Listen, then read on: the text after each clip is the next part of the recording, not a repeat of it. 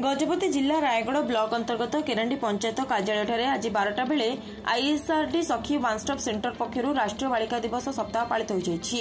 उक्त कार्यक्रम में आईएसआरडी सखी वन स्टॉप सेंटर केन्द्र प्रशासिका श्रीमती सुनीता रथ एवं आईएसआरडी निर्देशक श्री सुधीर सावत अध्यक्षतार मुख्य अतिथि भाव जिला आरक्षी अधीक्षक जतेन्द्र कुमार पंडा, अतिरिक्त जिलापाल राजेन्द्र मिंज, महिला सुरक्षा अधिकारी श्रीमती सारला पात्र, जिला उन्नयन अधिकारी तथा प्रकल्प अधिकारी डॉक्टर गुणनिधि नायक प्रमुख उपस्थित रही ଏହି दिवस पालनर लक्ष्य और उद्देश्य विषय सम्यक विवरणी प्रदान करथिले। शिक्षा क्षेत्र में बालिका माने आगकू गले जाई राष्ट्र आगकू जाई परिबो एवं नारी समाज आगकू जिबाकू हेले सीसीआर भूमिका अति गुरुत्वपूर्ण बोली अतिथि माने निज निजर अभिभाषण प्रदान करथिले।